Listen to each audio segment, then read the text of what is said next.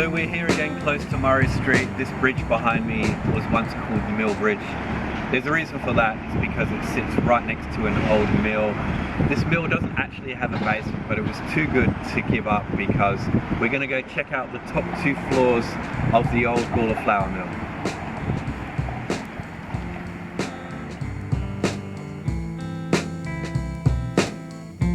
Are you one of the beautiful people? Is my name on the list? Wanna be of the beautiful people, wanna feel like I'm missed. So we're actually at the very top of the Union Mill. I've been up here quite a few times, taking photographs, various portraits, and just pictures of the building. It was far too good to give up to show you guys. No, it's not a basement, it's more of an attic or maybe a loft. It's just really the top floor. This is Gawler's second mill, and when you're up here, you kind of don't really know how high you are. All the windows are blocked up. You can't see outside at all. That's to stop all the pigeons coming in. Look, there's been various businesses and things happening here over the years. So we're going to flick it over to Alan, and he's going to give you a brief history of the Union Mill. Everyone needs to be somebody. Everyone needs to find someone who cares. But I don't know if you know what I mean, 'cause I'm never on your list.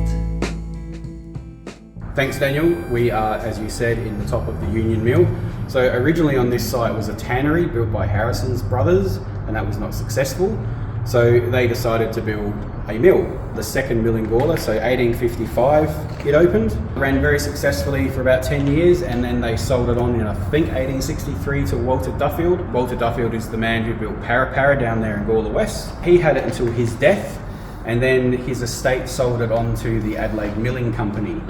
And the Adelaide Milling Company ran it for almost 100 years. In the end, they rented it out to Jeff's brothers.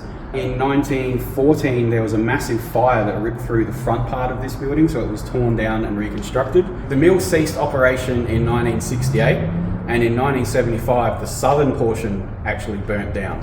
Then after that, it was sold off, and it's been used for various things. Some people might remember that Centrelink was where Salvation Army is today. Not this level, but I believe the next level down was actually a medieval themed restaurant for quite some time. And it was also a nightclub for a little while. And where Asia Central is was actually an open air garden cafe for quite some time. Today this section is very empty, but you can imagine that there would have been a lot of machinery in here. As you look around, you can see lots of holes in the floor, and you can see lots of girders where all the machinery would have been braced. Wheat was poured into the building, and it went down through tubes into the mill where a big stone ground it down. A lot of people don't realise, but Gawler used to have a railway line that extended from the main central station, and down the front where the white building that is currently a beautician, that was actually the counting office for the mill. So that's a short history of the Union Mill. There's no basement here, so instead we're going to go down to street level, and I'm going to tell you about some ghosts.